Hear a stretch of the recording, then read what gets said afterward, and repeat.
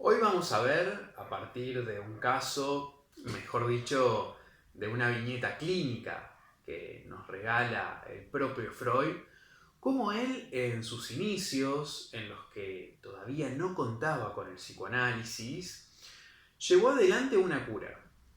El método que utilizó es el de la hipnosis, que quizás les recuerde a lo que vieron en la serie de Netflix. Así que ahora vamos a ir.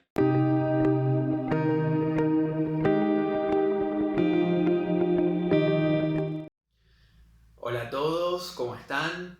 Mi nombre es Andrés Rosenthal, soy psicoanalista y en este canal van a poder encontrar material referido a temas sobre Freud, Lacan y otros en los que el psicoanálisis puede encontrar algo para aportar. Por esto los invito a que aprieten en el botón suscribirse que está más abajo y estén al tanto de las actualizaciones del canal. También que puedan dejar sus comentarios, aportes o sugerencias sobre lo que les gustaría que vayamos subiendo. Tenemos esta contribución de Freud que es interesante por dos cuestiones. En un principio, porque tenemos el testimonio directo de parte de su clínica, algo que aunque parezca habitual encontrar, no es tan común y menos con la honestidad que Freud tenía, ya que como verán, él plantea algunas dudas, sus impases, sus molestias.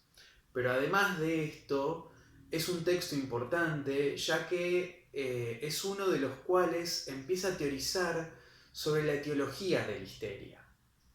Es decir, empieza a hipotetizar una serie de mecanismos y condiciones propios del psiquismo que dan por resultado una serie de afecciones. Por otro lado, si bien en este texto del modo de tratamiento es la hipnosis, ya sienta algunas bases de lo que posteriormente será el método psicoanalítico. Vamos a empezar entonces comentando el caso de Freud y luego iremos a la explicación de la formación de síntomas en esta época. Pero antes, una advertencia es que en este texto aparecen dos casos. Uno, el de una madre que no puede amamantar, y el otro, el de una mujer que persiste un tic nervioso. Vamos a detenernos en el primero y el segundo los dejo a su interés. Bueno, sin más preámbulos entonces, vamos al caso. Se trata de una mujer que no era capaz de amamantar a sus hijos. Ella había tenido, antes de que interviniera Freud, un primer hijo y la derivan a partir del nacimiento de su segundo hijo, en el cual le ocurría exactamente lo mismo. Comenta Freud que esta mujer era conocida para él, ya que tenían un vínculo más o menos cercano con la familia y poseía algunos conocimientos de la disposición familiar. Respecto de esto, Freud no encuentra razón alguna que influyera en esta afección. Entonces, ya en el parto del primer hijo, no había podido amamantar y nos enteramos de que la sintomatología tenía que ver con un dolor en los pechos, no comía o le causaba asco la comida, no dormía. Lo que se decide en ese momento es retirarla de la tarea e inmediatamente se van los síntomas. Si bien esto era un alivio, se imaginarán que quedaba como resto una gran frustración al no haber podido cumplir con esa tarea. Pasan 3 años y nuevamente vuelve a tener un hijo, ocurre lo mismo, pero se imaginarán que más agravado, dado que nuevamente la mujer se encontraba con la misma situación y ahí sí es donde Freud entra en escena. Sin embargo, es importante mencionar, Freud se detiene en este punto y nos aclara que él no contaba con mucha confianza de parte de la enferma. Les menciono que es importante esto porque ustedes recordarán cuando en otro video hablábamos de la hipnosis. Si no lo vieron, les dejo el link en la descripción para que lo revisen. Que para que el tratamiento funcionara, este aspecto había que tenerlo en cuenta. Bien, entonces, Freud provoca la hipnosis y utiliza la sugestión. Les remarco que pueden encontrar los links en la descripción, que ahí trabajamos más detalladamente de qué se trata esto. Entonces, para contradecir los síntomas, y nos enteramos, o mejor dicho, Freud se entera al día siguiente que todos los síntomas habían remitido. Que la paciente había podido comer, amamantar, había dormido bien. Todo bárbaro. Sin embargo, parece que le habían llevado un almuerzo bastante abundante y vuelven todos los síntomas. Vuelve Freud, realiza una nueva sesión de hipnosis y nos menciona que esta vez fue mucho más enérgico en la sugestión e incluso le indica a la enferma que increpe a sus familiares y asistentes y cuando vuelve a la tarde Freud, la mujer ya no quería más ningún tipo de tratamiento, todo estaba bien y se había recuperado. Freud entonces queda satisfecho por el éxito terapéutico, pero, y acá está el punto de honestidad maravillosa que acompaña a Freud, nos dice que él había quedado molesto porque no le habían reconocido el logro de haberla curado. Y esto es importante y ahora vamos a ver por qué. Un año más tarde llega la hora de la revancha, dice Freud. La mujer vuelve a tener un hijo nuevamente y nuevamente aparece el mismo cuadro sintomático. Llaman a Freud y la primera sesión de hipnosis no tiene efecto. Sin embargo, en la segunda oportunidad, nuevamente, con mayor ímpetu, se eliminan todas las afecciones. Bien, ¿qué le dicen a Freud? Que esta vez le podían confesar que les había dado vergüenza el hecho de que la hipnosis tuviera éxito en algo donde ella había puesto toda su voluntad y había fracasado. Entonces les decía que esto es importante por dos cosas. La primera, por lo que mencionaba, como les dije en los videos de los links que les dejé, que es factor importantísimo la disposición del sujeto a la terapia. Pero además, y acá iniciamos con el segundo punto que tiene que ver con la endeblez de la voluntad. Es decir, que alguien diga, quiero hacer esto con todas mis fuerzas, mis ganas, mi empeño, y sin embargo se encuentra que no puede hacer absolutamente nada de eso. La mujer de este caso quería, con todas las ganas del mundo, amamantar a sus hijos, pero toda una serie de afecciones corporales no se lo permitían. Bien, el segundo punto, entonces, habíamos dicho que íbamos a tomar cómo Freud teoriza el mecanismo psíquico que sucede para que estos hechos ocurran. Piensa entonces que hay representaciones en el psiquismo, digamos que son ideas o pensamientos, y junto con estas representaciones se les anudaría un afecto, ¿sí? Freud dice que ese afecto, el que toma en este caso los afectos de expectativa. Entonces, representaciones unidas a un afecto de expectativa, como la palabra se los indica, quiere decir que uno tiene pensamientos y un afecto respecto de lo que ocurrirá con eso. ¿Qué estoy pensando? Ahora bien, hay algunas distinciones respecto de esto. Tenemos, por un lado, las representaciones de signo, que son las que uno dice voy a hacer esto o esta otra actividad. Por otro lado, están las representaciones expectativa, que tienen, como verán, el mismo nombre. Dice entonces, son las representaciones expectativa en sentido estricto, que son aquellas en las que uno dice me va a pasar esto o aquello. Entonces, representaciones de signo, por un lado, y representaciones expectativas en sentido estricto, por otro.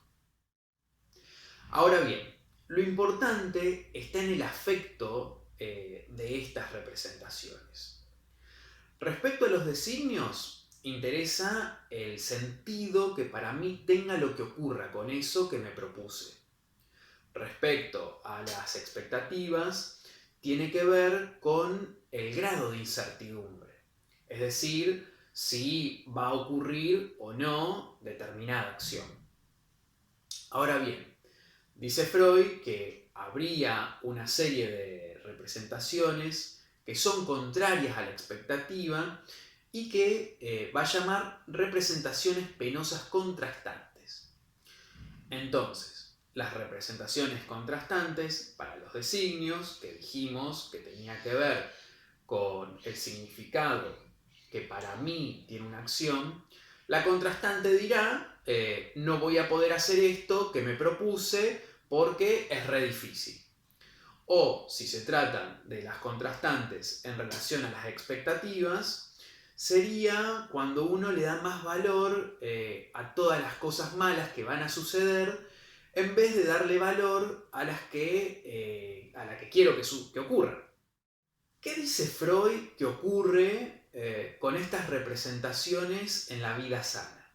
O sea, las de la voluntad, por decirles de alguna manera, y las contrastantes. Bueno, la idea que tiene es que las descarta de las asociaciones posibles en la conciencia. Es decir, uno no les presta mucha atención si es que aparecieran, o las desestima. Por ejemplo, uno diría, me va a ir mal en el examen. Bueno, no, ¿por qué me iría mal si en realidad estudié? Tengo mi tema, me fue bien durante el año. No tiene gran valor pensar lo otro. El asunto es que estas representaciones penosas, contrastantes, Freud sostiene que se adecúan a un talante particular en el ánimo de las neurosis. Entonces, primera cuestión, ya ven que no solo se trata en este momento de los pensamientos. Cabe suponerle a los neuróticos algo primario que es una tendencia a la desazón, como que son propensos a estar bajoneándose, por decirlo de algún modo. Freud lo menciona como una rebaja de la autoconciencia. Algo parecido a lo que hoy se dice comúnmente autoestima. Bien, espero que hasta aquí no se hayan mareado demasiado, pueden volver un poco y revisar, pero lo más importante que habría que retener es que habría algo así como dos fuerzas contrarias, una que tiene que ver con la voluntad, con lo que quiero, con lo que me gustaría, y otra que tiene que ver con eso mismo, pero que me lo impediría. Bien, volvamos un poco entonces.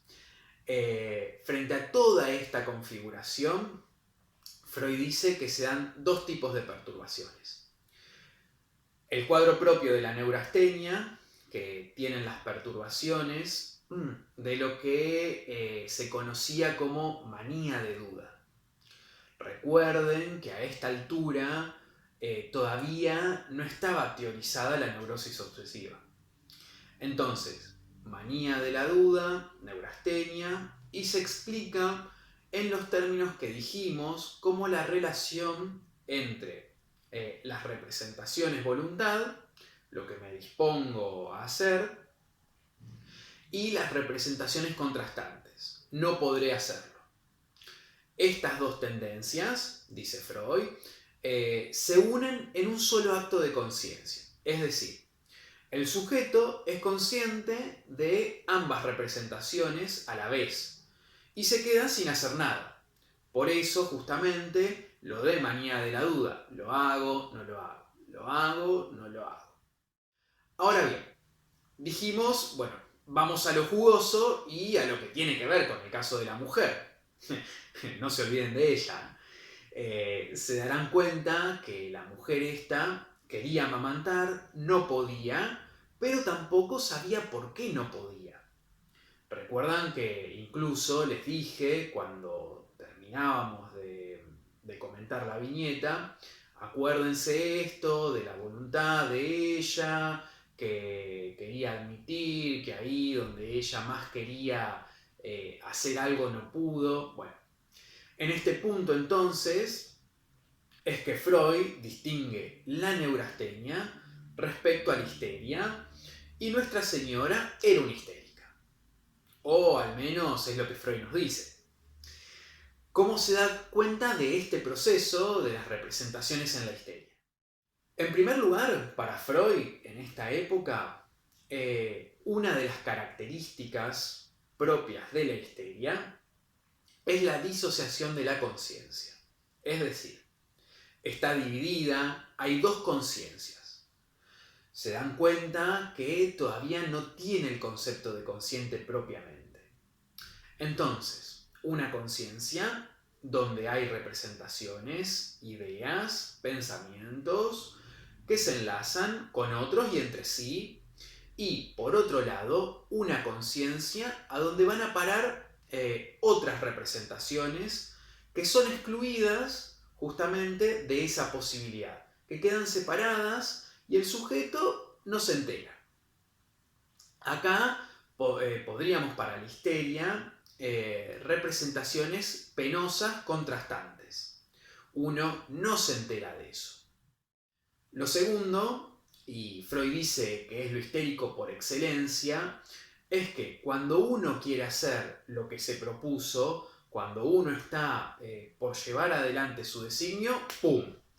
La representación contrastante de la que no se sabía nada se objetiva, pero no se objetiva en el pensamiento o como representación, sino que lo hace a partir de expresarse en el cuerpo.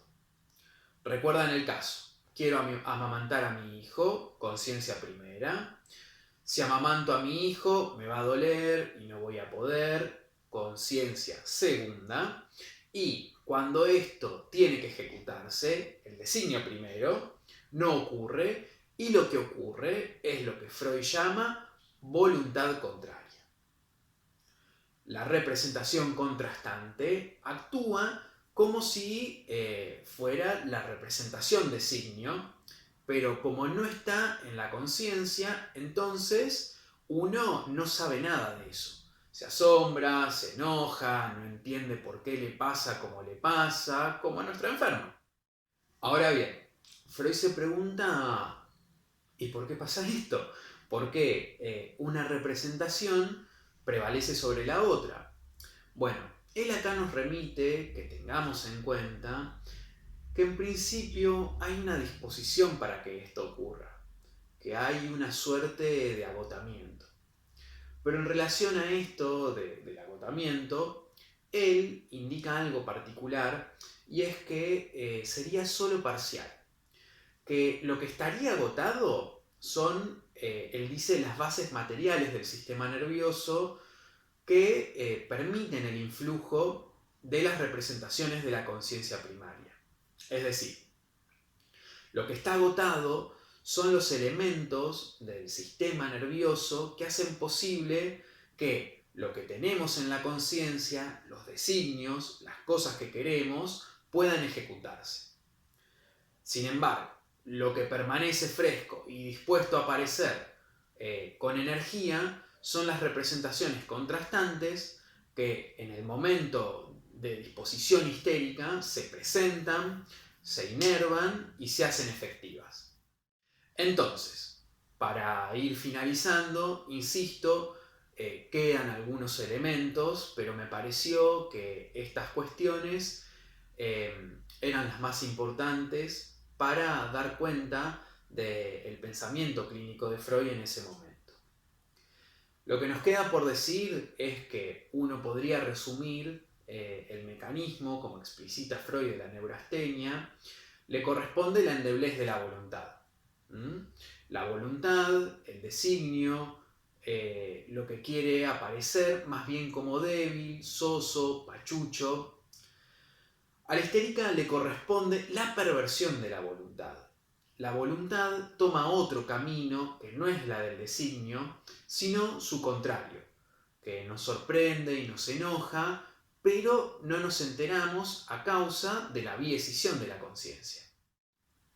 Bueno, ahora sí llegamos al final, espero que les haya gustado y que si quedaron preguntas, comentarios, sugerencias de temas que les gustaría que conversemos, bueno, puedan dejarlos más abajo.